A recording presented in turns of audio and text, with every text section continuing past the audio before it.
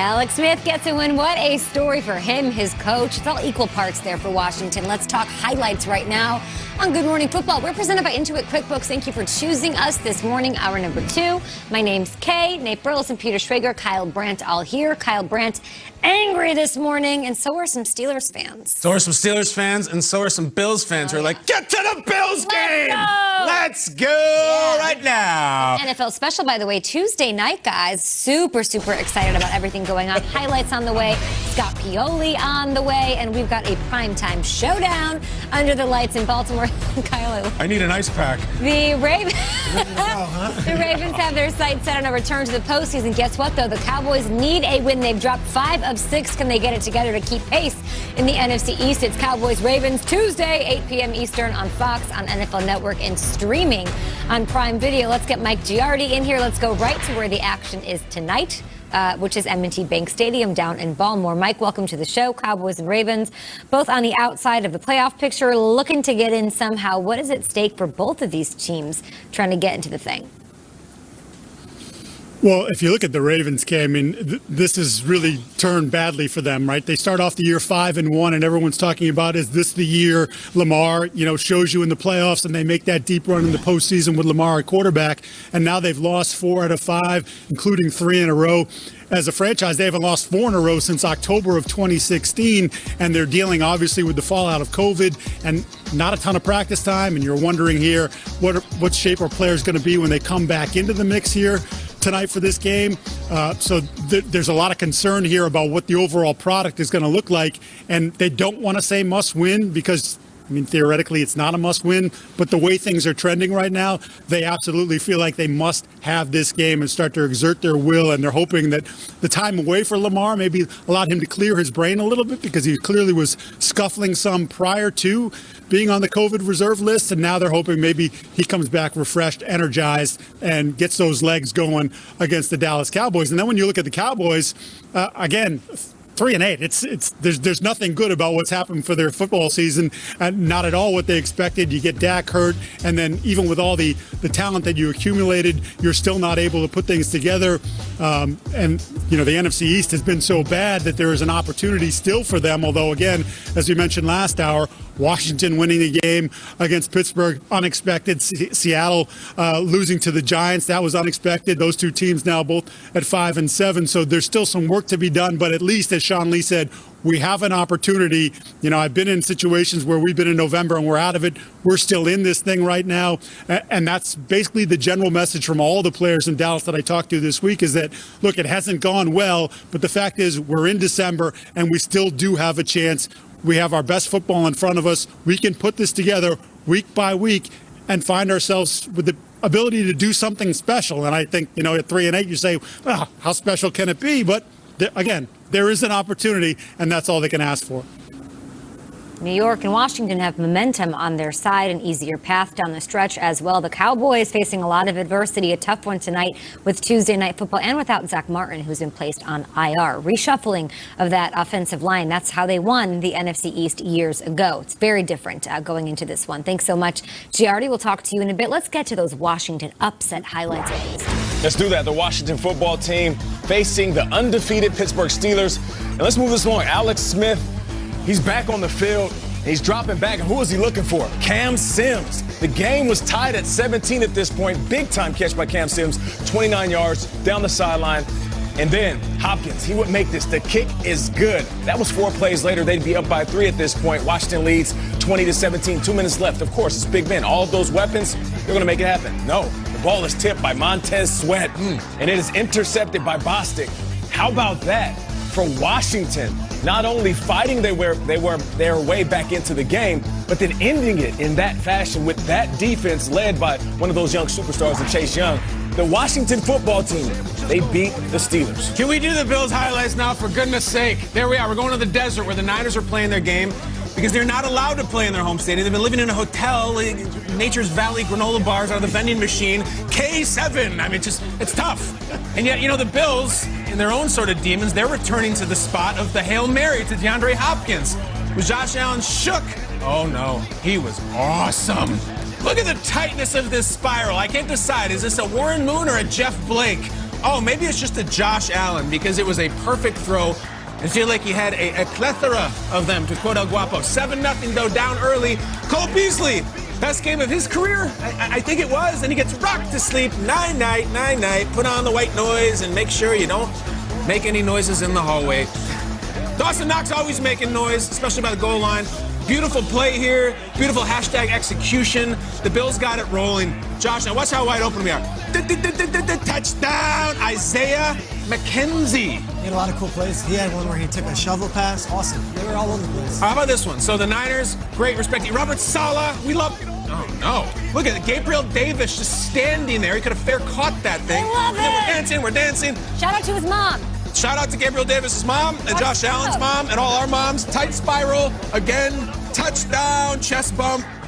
The Bills roll, and I mean they roll in the second half. Nick Mullins and the Niners did what they could. Man, respect to them with all they're dealing with. They got a touchdown late to make it closer, but the Bills go to 9-3, stay in that number 3 seed in the AFC. But we got Omar coming. Omar Ruiz caught up with living, breathing buddy comedy, Josh Allen and Cole Beasley after the win. Was this your best game as a pro? I think it was up there. Our guys did a good job of getting open. Our 5 guys up front did a good job of protecting. When you got guys like this standing next to me who know the game, that is a true professional, gets open and does his job, that's the results you're going to typically get. Cole, you had a career-high 130 yards tonight. Josh kind of highlighted what you were doing, what was working so well with you. It didn't seem to matter who was covering you. I was able to find some spots in some zones, and then he did a good job of extending a play on another long one. When you got a guy back there that can sling it, you just don't want to let him down. So I just do my part to try to get open to make it easier for him. Don't overlook Cole Beasley, such an important, pivotal part of this offense. Let's take a look at the playoff picture here. The Bills do, as Kyle said, keep that 3 seed in the AFC. 9-3 is 1 game closer to the Chiefs and the Steelers, of course. Pittsburgh loses their first game of the season just last night. Myles Garrett guys tweeting, Steelers might have opened the door. Eyeball emojis. Schrags, what do you think of the Bills? Are they in that top tier? We talked about trust yesterday. We mentioned a couple teams, the Browns included. Do you trust the Bills? There were 2 teams in the AFC that played on Monday Night Football. I watched the Chiefs on Sunday night. Can I see the quarterback that I think would give the Chiefs the most trouble? You gonna show Roethlisberger? You got Big Ben? They play. Can I see the? Uh-oh. Yeah, it was this guy. Josh Allen was awesome, and this team is made of all the right stuff. The Chiefs are the team. It comes across as maybe sometimes cocky or smug or arrogant, like the way I talk about the Chiefs, that I think they're going to be the team representing the AFC in Super Bowl, despite an undefeated Steelers team up until this point. Bills would scare me if I'm a Chiefs fan, and it's because they are disciplined. This guy has the arm that Mahomes does, and last night was his best game as a professional. I thought he was fantastic. And anybody watching that game last night can't come across and say, yeah, but can he win the big one? They wiped the floor with a very good Robert Saleh coached Niners defense. Josh Allen was so dialed in, and he was dialed in against the Chargers, and he was actually really, really good against the Cardinals when they lost that game. I think this is the team that gives the Chiefs the most struggles, not the Steelers. Steelers, they might beat the Chiefs on a given day or whatever. The Bills, to me, that last night could beat any team in football and can definitely beat the Chiefs if the Chiefs don't have everything going on offense. I'm telling you. That's a bold statement. Josh Allen, when he's dialed on that offense, matched with that defense and that discipline and that coaching staff, they don't make mistakes. And Allen was so good. So awesome. Roethlisberger and Allen were both on TV last night. Allen was far and away the scarier quarterback if I'm a Chiefs fan. Yeah, no doubt about it. And I believe I saw a nugget last night that Cole Beasley has the most touchdowns for a guy 5'8" and shorter in the NFL, which is unbelievable. Great stat. Yeah, a great stat. But you're right, though. It's Josh Allen. It's also the pass catchers, Cole Beasley, like you mentioned, Dawson Knox, and Stephon Diggs. Even when he's not having a big game, he's a big part of the game. And I know we've been talking about Diggs and how he's going to, transition from one team to another. This has worked seamlessly. He's worked out to be the number 1 wideout on this offense. And that Dawson Knox touchdown, he had a beautiful block at the goal line. So for a guy making the type of money he's making, the plays he's asked to make week in and week out, he also does the little things. You know, there were questions about Stephon Diggs when he was in Minnesota. You know, why was he a malcontent at certain points? Why did he have the hood on when he was doing interviews? And why is he complaining about now is Jefferson better than him? All of this stuff. So he's a really good wide receiver. Yeah. And he wants to make plays. He hasn't come out and talked selfishly. No. He hasn't been a guy that get into fights. He hasn't gotten in trouble off the Not field. at all. He just shows up and does his job, and he's doing it at a high level with the quarterback that's playing the best football he's ever played. Roethlisberger could have used his hands last night, too, Stephon Diggs. That would have helped a lot. You ain't lying. With the Josh Allen thing, it's always about poise with him. It's always. Not too high, not too low. I've never seen him play a better game. Earlier this season against Miami, he played really well statistically. It's a 1 p.m. kickoff. This is prime time. This is returning to the scene of like a football crime committed against them. He looked like Aaron Rodgers last night. He looked like a bigger Aaron Rodgers. He was so cool and so calm and nothing. There was none of that sugar high, none of that calm. You're right. He didn't dance the Black Swan. He had a fumble. It wasn't perfect, but he was incredible. And listen, I love that the Bills were kind of jerks last night. Yeah. It was all about the Niners. They're supposed to win. Emotional factor. Got the early lead. Yeah, screw it. No, they 7-0. Let's just lie down. They've earned this one. Now the hell with that. Don't be the James Marsden. Like, be the jerk. Be the R-rated guy. And they were. And they're kind of feeling it. They're kind of feeling it, their team. Look at some of these tweets last night. Dawson Knox scored the touchdown right after the game. Just realized we were underdogs that game. Laughy face. That doesn't sound like the Bills to me, but I like it. Interesting. How about this one out of nowhere? Rainn Wilson. Josh Allen quarterback is my second favorite quarterback, Dwight Schrute. So you know that basically The Office runs Twitter. Every meme is about them. Josh Allen right back. Assistant favorite quarterback or assistant to your favorite quarterback? That's a great Jim poll. I'm new to The Office. I'm not fluent in it, but obviously Josh Allen is. And I bring it up not just gratuitously, that like the Bills are kind of feeling themselves right now. They're doing the pop culture. They're doing we were underdogs. We flew across the country and beat the sentimental favorite. We're 9-3. Schrager says we're better than the Steelers. The Bills are having a moment, and if you're waiting for them to fall on their face, guess who they play next? The Steelers. Let's go. Western New York. Awesome win. Awesome. Are they in the elite tier? Oh, yeah. Oh, yeah. So it's who's in the elite tier? Steelers, Chiefs, Oh, and I lose track. Chiefs for sure. Because it was Steelers, Chiefs, and then it was Bills, Dolphins, Browns, Colts, probably, Titans, right? So where are the Bills? Are they in the second tier and they have to beat the Steelers next week and then you bring them up? Because they played really well against the Chiefs, but they had the chance to beat the Chiefs and they didn't. So what tier are they in? I think they're tier 2. I mean, if you put Kansas City, I think Kansas City. They're with the Colts, Browns?